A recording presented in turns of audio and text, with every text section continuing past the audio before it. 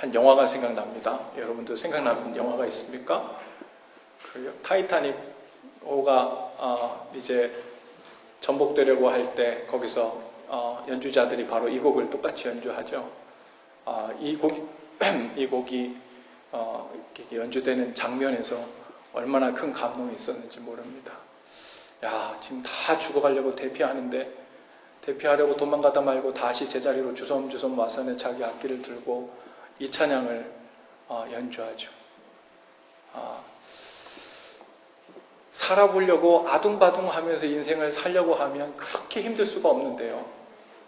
그렇게 힘든 인생을 주님 손에 딱 의탁하고 의지하고 살면 그것이 얼마나 큰 은혜고 또한 쉽게 살아갈 수 있는지, 우리 그 사이에서 이리 치우쳤다 저리 치우쳤다를 반복하며 함께 살게 되죠. 오늘 말씀도 이 타이타닉호가 침몰해 나가는 그 과정에서 연주되는 이 장면을 보면서 제가 듣기에는 그때보다 훨씬 더 훌륭한 연주 같아요. 우리 가운데 그 마음에 고백이 담겨진 연주를 통해 오늘 이 시간 우리의 말씀 속에 스물스물 스며있는 주님의 은혜가 우리 가운데 더욱 배가 될 줄로 믿습니다. 지난 주간에 제가 미국 전역에서 모인 50여 명의 목사님들과 함께 소그룹 인도자 워크숍을 가졌습니다. 여러 강사 목사님들 중 한 분이 나눠주신 이야기를 여러분과 함께 나누려고 하는데요. 뉴욕 맨하튼에 가면 리버사이드 처치라고 하는 역사적인 교회가 있는데요. 아주 대형 교회고 오래된 교회입니다. 그 교회를 담임하시는 제임스 포브스라고 하는 목사님으로부터 직접 들은 이야기라고 그 강사 목사님이 얘기하시더라고요. 그러면서 함께 찍은 사진까지 파워포인트로 보여주시면서 프레젠테이션을 하셨어요. 그 제임스 포브스라는 목사님이 미국에 있는 크리스천들이 뽑은 미국의 10대 설교자 명단에 늘 오르는 분이라고 합니다. 이 목사님이 자주 비행여행을 다니시는데요. 보통 비행기 안에서 옆좌석에 있는 사람과 대화를 나누다 보면 이런저런 간단한 이야기를 인사치레로 이렇게 묻게 된다는 거예요. 어디 사십니까? 어디서 오셨죠? 여행 가시나 보죠? 좋은 여행 되시기 바랍니다. 이 정도의 이야기를 보통은 이렇게 얘기를 나누는데 어떤 사람하고는 이야기를 나다가 조금 더 깊은 얘기로 들어갈 때가 있대요. 그럴 때가 되면 이제 어떤 질문들을 보통 서로 하냐면 What do you do for a living? 이렇게 물어본대요. 그러니까 무슨 직업을 갖고 있습니까? 무슨 일 하십니까? 하고 이렇게 묻는다는 거죠. 그렇게 자꾸 상대방이 물어볼 때 이 목사님이 그렇게 대답을 했대요. I am a preacher. 그래서 난 설교자라고 목사라고 이렇게 이야기를 했더니 그렇게 내가 설교자라고 I'm a preacher 그러면 그냥 그 순간 대화가 끝나버린대요. 거기서 더 이상 대화 연결되지 않고 한 번은 목사님이 곰곰이 생각을 해봤답니다. 내가 하는 일이 정말 설교하는 일이 맞나? 나는 정말 설교자인가? 그냥 설교자인가? Just preacher인가?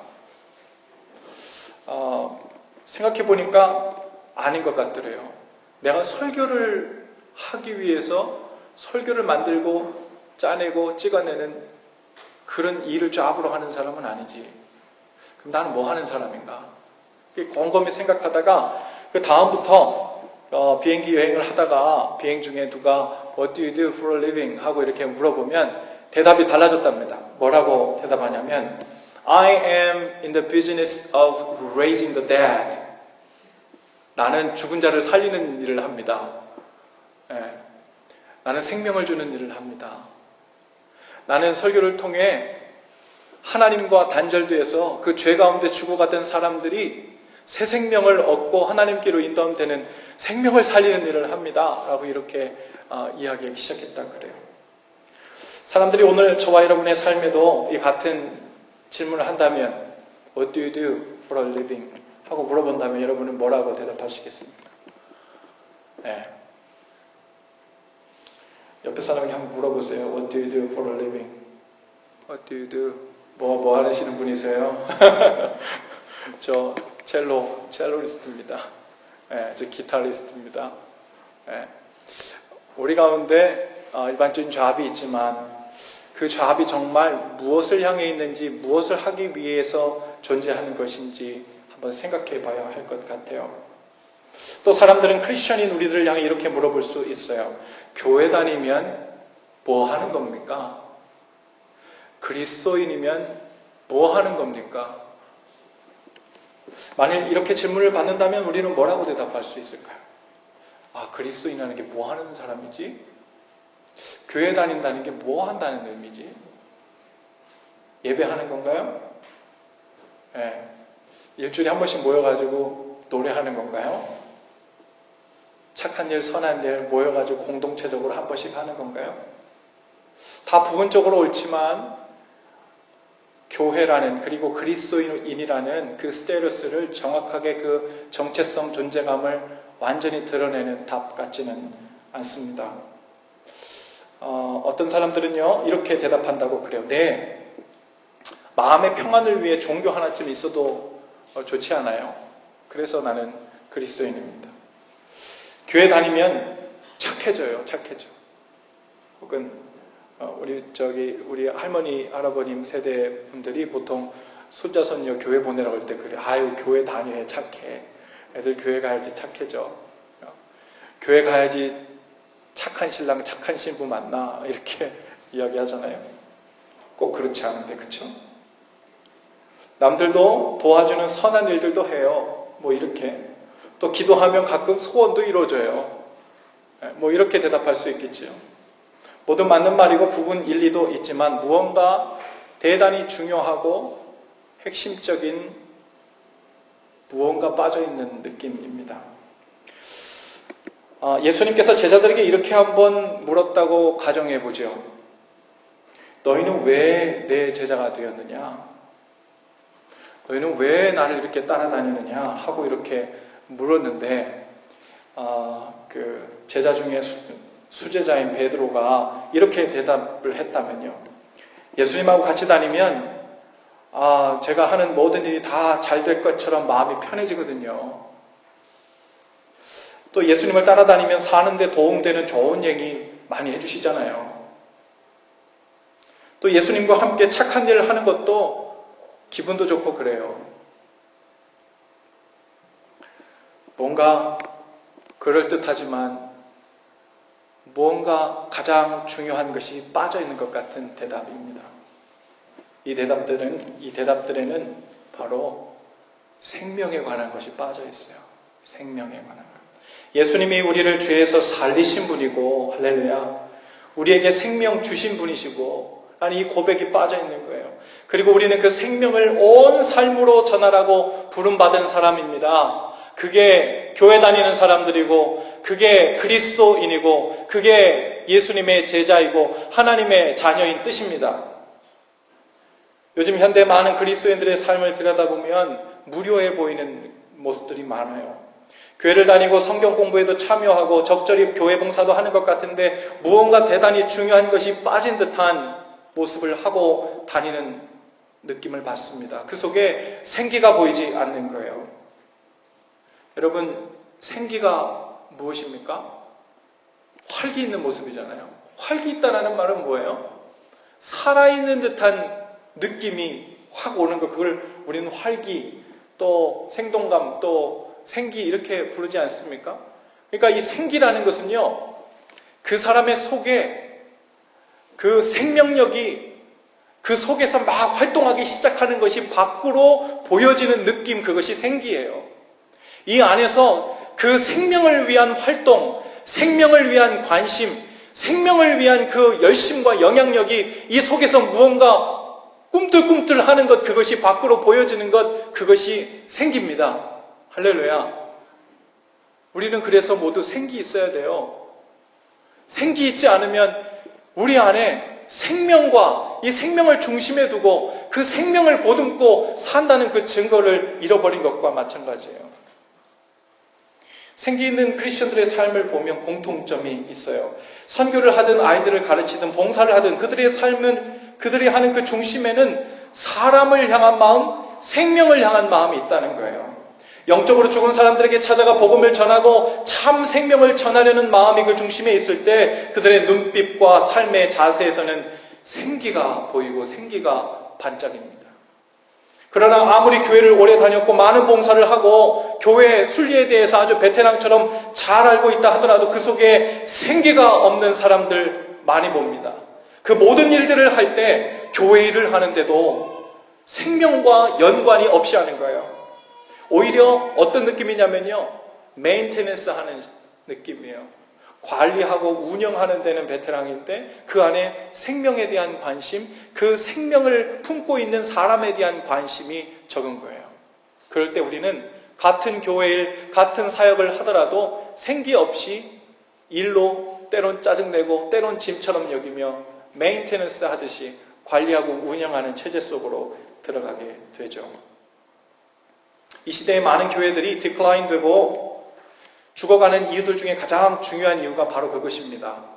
교회가 생기가 점점 사그라들고 점점 관리 체제로 들어갈 때, 운영 체제로 들어갈 때 거기에는 이제 교회가 가장 쇠퇴하기 시작하는 아주 그 징조가 보이기 시작하는 거죠. 생명을 위해 섬기고 있는 교회학교 선생님들, 여러분 눈빛부터가 다릅니다. 어떻게 하면 이번 주일 준비 못한 공과 시간을 잘 메울 것인가 하는 고민하는 그런 눈빛이 아니에요. 더듬더듬 따라하는 아이들과의 그 기도 속에서도 아이들에게 참 생명이신 예수님을 전하려고 온 마음이 가 있는 거예요. 그러면 그 선생님의 삶에는 생기가 나타납니다. 할렐루야. 생명을 살리는 일, 생명의 일과 연결되어 있기 때문에 그렇습니다. 아기학교 사역을 우리 계속하고 있는데요. 2016년도 봄학기 아기학교 사역이 벌써 2주차를 마쳤습니다. 이 사역을 가만 보면요, 이건 천국과 지옥을 오갈 수 있는 사역이에요. 만약에 이 일을 관리체제로 운영체계로 프로그램을 돌리고 그저 교회 하나의 명목상의 하나의 일로 만든다 그러면 이처럼 어려운 일이 없어요. 여러분 아기 키워보셨죠? 그리고 아기 곧 키우실 거죠? 더군다나 요 나이대가요, 이제 13개월부터 41개월, 42개월까지 아이들인데요. 요 때가 머리가 조금 크고 아장아장 자기 맘대로 걸어다니고 말은 제일 안 들을 때거든요. 그 전에는 자기 맘대로 못 걸어다니니까 일어서지도 못하니까 엄마 아빠 옆에 딱 엎어놓으면 컨트롤이 되는데 요 때는 일어나가지고 제가 가고 싶은 대로 하고 싶은 거를 다 만지작거리고 위험한 곳에 다 가거든요. 24시간 옆에 꼭 붙어 있어야 돼요. 또 하기 싫은 거 못하게 하면 그렇게 또 있는 힘을 다해서 울든지 때를 쓰든지 막 그러죠. 그런데요, 이 아이들을요 한 곳에 다 모아놓고요, 이거 정기적으로 이 아이들과 사역을 한다는 것이 이게 보통 일이 아니에요. 그런데 이 아기학교 사역을 벌써 1기 끝나고 2기째 함께 하고 있는데 일이 왜 가능하냐면 이 아이들이 뭘 알아듣겠나, 이렇게 어린데도, 그런데도 이들을 향한 생명에 관련된 일, 그리고 하나님의 생명이 이들과 연결되기를 원하는 그 마음들이 이 교회 가운데, 교사들 가운데, 전사님 가운데 마음속에 있을 때요, 그 아이들을 계속 대하고 계속 케어하면서도 지치지 않는 놀라운 일들이 발생하는 줄로 믿습니다. 어제는 제가 사무실에 있다 보니까 선생님들이 함께 모여가지고 이제 아기학교 시작하기 전에 다 같이 기도회를 함께 하는데, 전사님께 그런 말씀을 하세요. 이제 오늘 우리 말씀 전하는 시간에는 천지창조에 관한 것을 인연극으로 함께 할 텐데, 이 시간이 얼마나 소중한 시간인지 모릅니다. 이 아이들은 어쩌면 자기가 이 세상에 태어나서 학교도 가기 전에 하나님이 이 세상을 누가 만들었나? 하늘과 땅은 어떻게 만들어졌나? 창조론이나 어떤 다른 어떤 원리와 논리, 그리고 그런 것을 배우기 전에 가장 먼저 이 하늘과 땅을 누가 만들었는지를 접할 수 있는 기회가 바로 이 아기 학교에서 우리들에게 기회가 왔다는 거 얼마나 놀랍고 소중한 일인지 모른다고. 이들이 얼만큼 알아들을 수 있을지 모르지만 그래도 이 예배 시간을 통해서 이 찬송하고 예배하고 또 인연극하는 것을 통해서 이 찬송하는 하나님을 찬송하는 이 멜로디와 이 음악이 그 영혼 마음속에 안정감으로 가장 필요하고 그 영혼을 달래는 모습으로 마음속에 자리 잡기를, 가장 친근한 모습으로 그 귀에 와닿기를, 그리고 인연극을 하면서 하나님께서 천지를 창조하셨다, 나는 이 말이 그 아기의 마음속 어딘가의 무의식 중이라도 마음속에 들어가기를, 믿음의 씨앗으로 자리 잡기를 소원하는 그 생명을 위한, 그 살리는 일을 위한 소원함들이 우리 가운데 있기 때문에요. 이 일이 아주 소중해지는 일인 줄로 믿습니다. 그러면요, 아주 이 사역 자체가요, 아이고, 애기들을 대고 어떻게 그 몇 주는 그렇게 해. 이런 일이 아니라 생기 있어지고, 할만하고, 살리는 일에, 예, 힘들지만 신명나는 일이 되는 줄로 믿습니다. 여러분, 지금 우리는 3월, 4월 2달 동안 에녹이라는 탈북자 청소년들 돕는 사역을 하려고 결단했는데요. 엠파워 하우스를 운영하면서 탈북자 청소년 청년들에게 공부를 가르쳐서 대학에 진학할 수 있도록 돕고 있는 청년 담당자와 우리가 함께 만났어요. 이웃사랑 팀이 함께 만나서 이야기를 함께 나누고 어떻게 하면 이들을 여러 방면으로 특별히 영적으로 하나님과 더욱 친밀하게, 그리고 하나님께서 필요하시는 우리 남북 통일이 되었을 때 우리가 함께 들어가서 복음을 전할 수 있는 선두주자로 설 수 있을까라는 그러한 것들을 함께 나누는 과정도 되었는데요. 그 대표 되시는 청년, 아직 결혼도 하지 않았는데 그들과 함께 아파트에 먹고 자고 하면서 그들에게 그 발런티어들 무지 많더라고요. 듣기로 제가 기억이 맞는지 모르겠지만 60여 명의 학생들이 돌아가면서 그 교사가 되어가지고 시간 계속해서 공부를 가르치더라고요. 열심히 돈과 힘과 정성을 들여서 대학에 진학하도록 돕는 과정을 통해 그들을 친밀한 신뢰 관계를 형성할 수 있는, 그리고 나중에 남북 통일되었을 때 그런 사역들을 함께 할 수 있는 그런 꿈과 소망으로 그 청년이 아주 부풀어 있더라고요. 쉽지 않은 일이고 해결할 문제들도 많지만 그 청년의 마음에 생기가 보였습니다. 왜냐하면 이것이 그냥 다른 사람들이 누군가는 해야 돼 라고 말하는 그냥 그 사역에 뛰어들어서 그냥 내 공부 좀 가르쳐가지고 대학 진학하는 것 좀 도와야지, 이 정도가 아니라 그 이면에 이것은 생명을 살리고 사람을 살리는 그 일과 연관된 일로 마음에 품고 일을 하고 있기 때문에 그렇습니다. 오늘 본문 말씀에 보면요, 예수님이 이제 3년간의 사역을 마무리하시고 십자가에서 고난받으시고 죽으셨어요. 그리고 3일 만에 부활하셨고 승천하시기 전에 제자들에게 명한 당부의 말씀이에요. 이 말씀을 우리는 보통 지상 최대 명령, 영어로는 Great Commission이라고 이야기합니다. 우리가 성경에서 주님께서 우리에게 주신 아주 가장 큰 두 가지 말씀을 볼 때, 하나는 Great Commandment이라고 하는 가장 큰 계명, 바로 하나님을 사랑하고 내 이웃을 내 몸과 같이 사랑하는 그 말씀, 또 하나는 Great Commission, 미션 중에서도 가장 큰 미션이라는 거예요. 바로 우리가 읽은 이 본문의 말씀인데요, 우리에게 맡기신 지상 최대 명령입니다. 이 지상 최대 명령이라는 말은요, 우리가 이 지상에 사는 동안 그 어떤 일보다도 가장 우선적으로 삶의 이유로 삼고 살아야 할 말씀이자 명령이라는 뜻입니다. 할렐루야. 그래서 지상 대명령, 큰 명령, 위대한 명령이에요.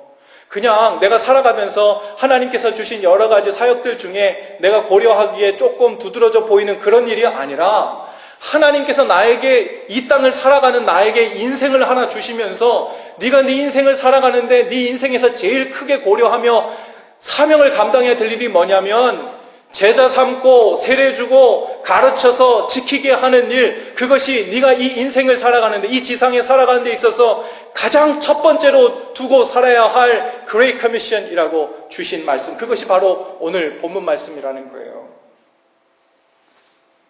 여러분, 이 말씀은 단순히 선교를 위한 명령이 아니에요. 사람과 생명을 삶의 이유로 두고 살라는 말씀인 줄로 믿습니다. 우리가 무슨 직업을 갖고 어떤 곳에서 살아가고 있든지 반드시 붙들고 있어야 할 삶의 이유이자 목표라는 말씀입니다. 그런데 많은 사람들이, 많은 그리스도인들이 영적인 상태가요, 주님께서 우리에게 주신 한 서클, 그러니까 제자를 삼아서 세례를 주고 주님의 뜻을 가르쳐서 지키게 하고, 또 제자를 지키게 된 사람들, 이 사람들이 다시 제자가 돼서 또 다른 제자를 삼고 세례를 주고 주님의 뜻을 가르치고 지키게 하고, 또 그 지키며 사는 사람들이 또 제자를 삼고, 또 이러한 생명에 관련된 일, 제자를 삼다는 말은 다른 말로 하면 영혼을 구원하는 일이거든요. 이 귀한 생명의 일이 계속해서 순환되도록 하며 살아가도록 우리에게 명령해 주신 것이 그레이트 커미션이에요. 그런데 많은 그리스도인들의 삶은요, 이 서클이 온전히 돌지 못하고 가다가 4분의 3쯤 돼서 혹은 3분의 2쯤 돼서 이것이 중도 하차되거나 중간에 멈춰버려요. 내가 예수 안 믿다가 예수님을 영접했어요. 제자 됐대, 하나님의 자녀 됐대요. 세례 받았어요. 그리고 주님의 뜻이 무엇인지 배웠어요. 그리고 다시 주님의 뜻이 무엇인지 배워요. 그리고 다시 바이블 스터디 해가지고 또 무슨 또 배워요. 그리고 배우다가 30년 동안 배우고 40년 동안 배워요. 계속 배우기만 해요. 그 뜻을 순종하며 사는, 즉 다른 생명을 살리는 제자 삼는 삶까지 나가질 않는 거예요. 계속해서 또 배우고 하나님의 뜻은 무엇인가, 주님의 뜻은 무엇인가만 계속 배우는 거예요. 교재를 바꿔가면서 계속 배워요. 교회를 바꿔가면서 계속 배워요. 또 내 인생에 다른 것 계속 그것만 배우는 거예요. 한 서클을 돌지 못하고 중간 어느 시점인가 그것이 멈춰버리는 것입니다. 혹은 어떤 경우가 있냐면요, 내가 제자가 되고 하나님의 자녀가 돼서 세례를 받아서 하나님의 자녀가 되었어요. 그리고 거기서 잠깐 스탑하고는 어디로 가냐면요, 주님의 뜻을 배우고 그 뜻대로 사는 삶으로 들어가야 되는데 다시 자기 개인적인 삶으로 돌아갑니다. 그리고는 어떻게 하면 내 삶을 이제 주님의 힘으로 더 잘 관리하고 경영하며 살 수 있을까? 어떻게 하면 교회 다니는 것을 통해 마음이 편해지는 효과를 누리며 살까? 어떻게 하면 산지한 인생의 문제들을 기도로 해결해 볼까를 고민하면서 평생을 사는 거예요. 그것이 신앙생활인 줄로 대착각을 하며 사는 것입니다. 우리는 신앙생활이라는 이 홀서클을 아직 한 번도 돌아본 적이 없을 수도 있어요. 중간 어딘가에서 지금 막혀버리거나 멈췄거나 아니면 똑같은 반복, 일정한 구간을 계속해서 반복하고 있거나, 그곳에서 우리는 왜 내 신앙생활은 이 모양이지? 뭔가 획기적인 변화가 있어야 될 것 같아요. 체인지 정도가 아니라 트랜스포메이션 같은 획기적인 변화가 내 삶 가운데 있어야 될 걸로 기대했는데 왜 내 삶은 그럴 것 같다 여기서 멈춰버린 것 같고, 무언가 있을 것 같다 여기서 멈춰버린 것 같은 이 느낌은 무엇인가? 제자훈련 더 받으면 되는 건가? 바이블 스터디 더 하면 되는 건가? 신학대학 가서 하나님에 대해서 더 지식이 충만해지면 이 일이 해결되는 건가? 그런 식으로 해결되는 거 아니에요. 대부분은 어디에서 막혀버렸어요? 주님의 뜻이 무엇인지 배우고 배우는 데까지 오른 사람도 아주 다행이에요. 거기서부터 어디를 안 가요? 지키기 하라까지가 안 되는 거예요. 지키기 하라. 오늘 우리에게 주신 명령의 말씀을 보세요. 제자를 삼고 세례를 주고 주님의 뜻을 가르치고 그 다음에 그것을 지키게 하라 그랬어요. 지키게 하라, 그것은 생명 살리는 일에, 생명에 관심을 두고 사는 일에 온 삶이 집중되고 내 삶의 가장 중요한 업으로 삼고 사는, 그것이 내 인생을 움직이는 중심, 동력이 될 수 있도록 하는 삶으로 들어가라는 말이거든요. 근데 아직 내가 거기까지 못 갔어요. 그러면 우린 거기까지 가야 됩니다. 할렐루야. 그래야 우리 신앙생활은 지금 제대로 돌아가야 되거든요. 이게 돌아가야 돼요. 이 돌아간다는 말은 무엇이냐면 내 일상의 삶 혹은 내 인생의 모든 삶을 통해서 주님께서 그토록 원하시는 생명을 살리는 일, 생명에 관심을 두는 일, 내 안에 생명에 대한 관심이 온통 품어져 있기 때문에 그로부터 뿜어져 나오는 생기로 가득한 인생을 살게 되거든요. 오늘 그것이 신앙생활의 묘미고 기쁨이고 행복이고 십자가지만 주님을 따라가는 이유입니다. 할렐루야. 그런데 왜 주님을 따라간다고 하는데 힘들기만 하냐고요? 왜 고통스럽기만 하냐고요? 아직 생명을 살리는 일 때문에 힘들어 보지가 않았어요. 내 인생, 내 문제 가지고 고민하다가만 힘들었어요. 그러니 내가 이 생명이 주는, 여러분 이 세상에 생명 살리는 것보다 더 흥미진진한 일이 있겠어요? 예수님의 제자들이 왜 목숨 걸고 예수님을 이렇게 쫓았겠어요? 예수님은요, 생명이시기 때문에 그래요.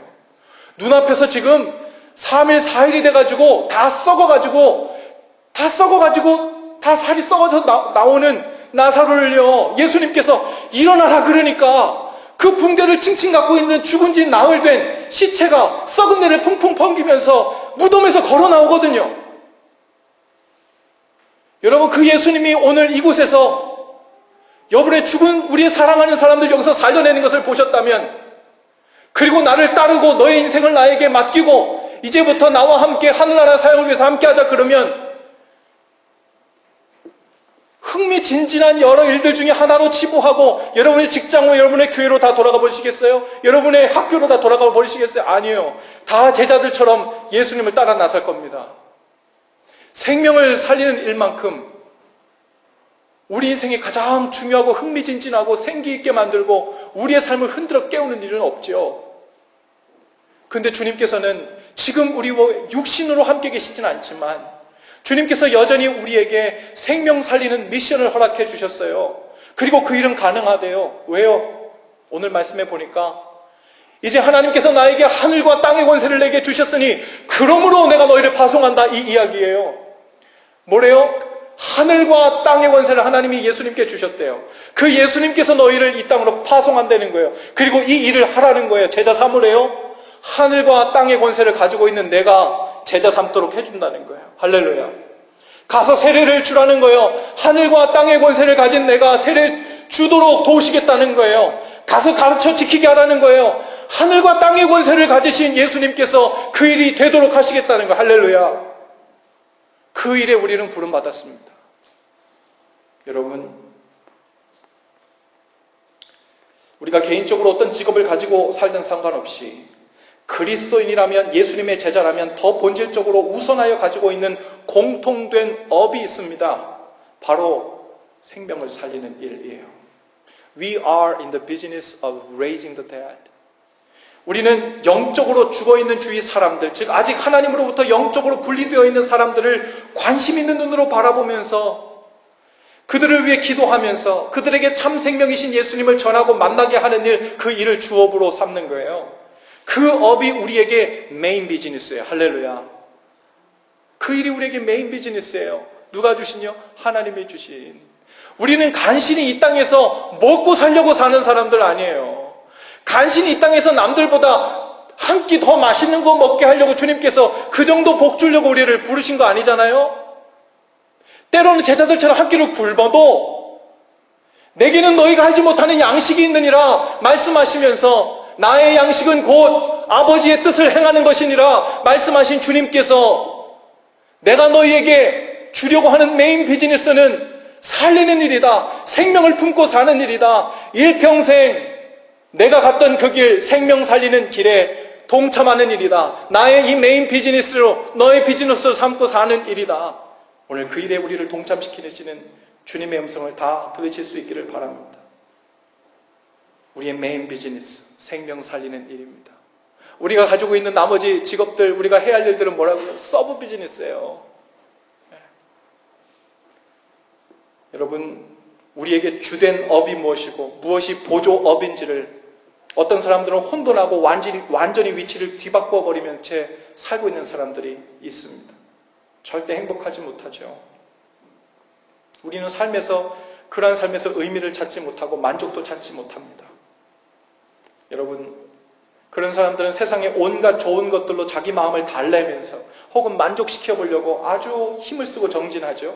아침부터 우아하고 멋진 곳에서 늦잠을 자고 눈을 떠서는 은은한 커피 향에 젖어서 창밖의 아름다운 경치를 보면서 미소를 짓고 하루 종일 근사하고 신나는 여행 스케줄을 따라 잘 차려입고 좋은 차를 타고 자신을 뽐내며 살 수 있다면 자기 안에 날마다 행복한 일들이 끊임없이 반복되어지는 생기 있는 삶이 계속될처럼 꿈꾸지만 그것은 이 세상이 우리에게 신기루를 만들어준 거예요. 실제로 존재하지 않습니다. 제가 존재하지 않다는 얘기는 무엇이냐면 돈으로 그와 똑같은 세팅을 만들 수 있을지 모르겠지만 그 안에 진짜 행복한 생기는 그런 식으로 들어올 수가 없어요. 우리가 무엇을 남들보다 더 많이 소유한 것 때문에 행복해지고 생기 있어지고 즐거워지고 만족해지는 것이 아니거든요. 우리가 진짜 행복해지는 것은요, 이런 방법이에요. 우리 자신이 너무 가치 있는 존재로 인정받을 때요. 할렐루야. 혹은 다른 사람이 완전 죽어가거나 완전 소망 없거나 완전 절망했었는데 무슨 이유든 나로 인해서 그 사람이 회복되고 살아나는 것을 볼 때 우리는 행복해집니다. 왜요? 그럴 때 우리는 내 삶이 아주 의미 있다고 느끼거든요. 내 삶이 아주 가치 있다고 느끼거든요. 그럴 때 우리는 내 밸류가 정말, 혹은 나의 가치가 정말, 여러분 그럴 때 그것은 바로 언제 오는 거냐면요, 생명을 살리는 일 때 오는 거예요. 생명은 돈으로 못 사잖아요. 돈으로도 살 수 없는 그 생명을 살리는 일에 내가 쓰임받는 일, 그리고 그 일에 내 삶이 쓰여지고 있는 일, 그때 우리의 삶은 의미 있어지는 거예요. 그때서야 우리의 삶은 보람이 있어지는 거야. 그 의미와 보람을 플러스해서 우리는 행복이라는 단어로 표현합니다. 행복은요, 내가 좋아하는 거, 맛있는 거, 혹은 내가 가고 싶은 곳, 그곳에 잠깐 우리가 들어갔다 나온다고 우리에게 스며져 있거나 우리에게 영원토록 남는 것이 아니거든요.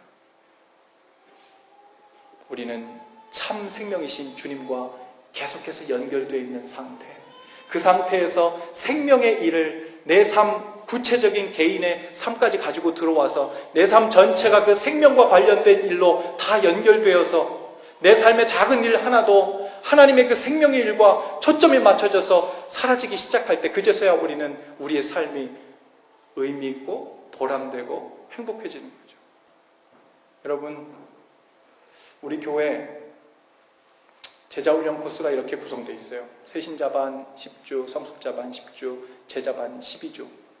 새신자반, 성숙자반이 신앙 코칭 형태로 이루어지는데, 우리 신앙생활하면서 반드시 알고 또 필요한 그 기본 지식이 되는 태도 혹은 신학에 대한 부분입니다.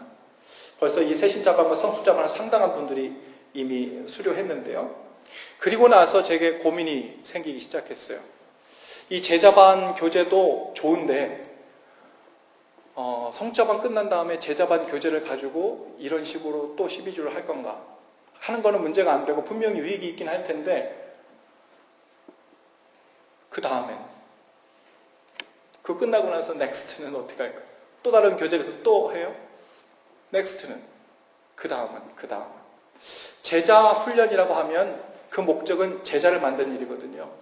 제자라는 것은 그냥 예수님에 대해서 잘 알고 있는 사람, 지식이 많은 사람 이런 것이 아니라 예수님을 따라서 생명 살리는 일에 자기 삶 전체를 다 헌신하며 초점을 맞추고 사는 사람, 그렇게 사람이 되도록 훈련시키는 일이 제자 훈련이에요. 그런데 새신자반, 성숙자반 이 과정은 기본 신학이나 기본 하나님을 향한 지식에 보면 반드시 필요한 부분이에요. 그런데 이 제자반 12주는 중복되는 것이 많은 것 같아요. 그리고 여기에서는 이거 끝났다고 마침표를 못 찍을 것 같아요. 그렇다고 평생 교재만 바꿔가면서 바이블 스터디 형식의 이것만 계속 하는 것이 제자훈련은 아니란 말이에요. 그 이듬해는 끝나지 않고 계속되는 그 무언가가 있어야 되겠다. 그럴 때 하나님께서 제게 마음 주신 것이 바로 생명을 살리는 일에 자기 삶을 헌신하도록 훈련시키는 일입니다.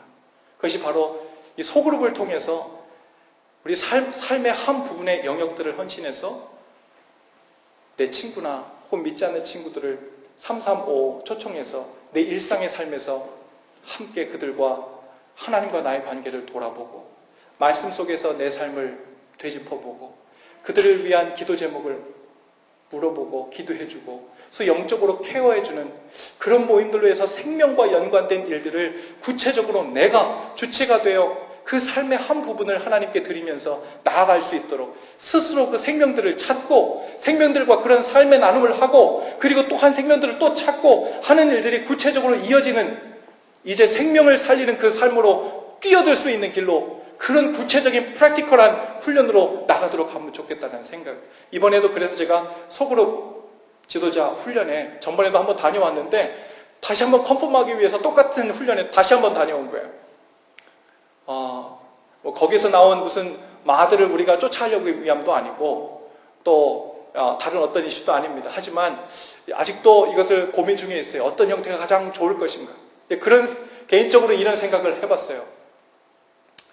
만일 일주일에 하나님 내 삶 가운데 하루를 내가 하나님께 온전히 헌신해서 하루에 일주일에 어느 한 타임 부분, 예를 들어서 내가 목요일 날 아침, 그때는 내가 새벽 기도 가는 시간을 빼고 아예 새벽 5시든 6시든 그때 나의 친구 몇몇과 함께 파네르 같은 데서 함께 만나서 아침에 아침밥도 사줄 수도 있고 커피를 한잔 할 수도 있고 그러면서 요즘 너하고 하나님 관계는 어떠니? 그리고 말씀에 비추어서 오늘 나의 상태는 어떤지, 내 삶은 어떤지를 함께 나누고, 그리고 기도 제목을 함께 나누고, 진심으로 서로 기도해주고 염려해주고 영적으로 케어해주고, 그러한 삶을 내가 주도적으로 하는 것을, 사람들을 초청하고 하는 일도 자발적으로 그 일들을 함께 모여서 주추해 나갈 수 있다면 어떨까? 한 예로요, 이런 생각을 하다가 어떤 예를 보게 됐는데, 어느 독립교단인데요, LA에 있는 어떤 미국 목사님인데, 그 목사님께서는 이런 소그룹 운동을 언젠가 시작하셨대요. 그리고 나서 제가 알기로는 그 차량 정비공 하시는 분인데, 그분이 일주일에 2타임 저녁 시간 2번을 무조건 평생 내가 생명 살리는 일에 헌신하겠다 하신 분이 있었대요. 그래서 하루는 요 한 소그룹에 가가지고 내가 그냥 그 파트로 들어가는 거예요. 그래서 거기에 인도자가 있고 내가 파트로 들어가서는 인도를 받는 겁니다. 그래서 삶을 나누고 은혜를 나누는 일들을 함께 하고요. 또 하루는 내가 인도하는, 내가 전도하고 내가 초청해가지고 모인, 내가 섬기는 사람들, 그 사람들의 한 그룹을 인도하는 저녁 그룹을 해서, 그래서 일주일에 그 두 그룹에 매일매일 인발붙해서 나의 사역으로 삼고 일을 시작한다는 거죠. 근데 나중에 그 일을 나중에 듣고 보니까요, 그 그룹이 점점 커지고 그 그룹에서 함께 참여했던 사람이 또 나가서 다른 분들과 함께 또 소그룹을 만들어 또 삶을 나누고 영적으로 케어하는 그룹이 만들어서 나중에는 무려 800여의 소그룹이 만들어졌다는 거예요. 그리고 직접 그의 삶을 통해서 자기 일상이지만 나는 오늘 이 차 고치고 나서 목회하러 가야 돼. 말하자면 그에게 그건 목회야. 오늘 저녁에 나에게 담당시켜주신 이 생명들을 돌보는 일. 이러한 일들을 하자고 정확한 이 모델을 얘기하는 게 아니고요. 우리 가운데도 이 생명을 위한 일, 그리고 이 소그룹에 관련된 것은요, 은사 받은 것이 다 달라요. 어떤 사람들은 이렇게 리더다로 훈련될 수도 있고요. 어떤 사람들은 다른 방법으로 생명 살리는 일에 동참할 수 있습니다. 여러분, 어쨌든 제자가 되었다면 그 최종 과정은 삶에서 제자를 삼고 생명과 연관되고 생명들과 접촉하고 또 그들을 주님께로 인도하는 일과 직접적으로 연결되어야 된다는 사실입니다. 우리의 주업은 사람 살리는 일입니다. 이 일을 내려놓고는 하나님의 자녀로서, 예수님의 제자로서 우리의 정체성을 잃게 되죠. 정체성이 분명해지지 않는다는 것은 meaningful해지지 못한다는 것이고, 그러한 삶은 우리를 행복하지 못하게 한다 했습니다. 저를 한번 따라해 보십시다. 우리의 주업은 사람을 살리는 일입니다. 생명의 일입니다.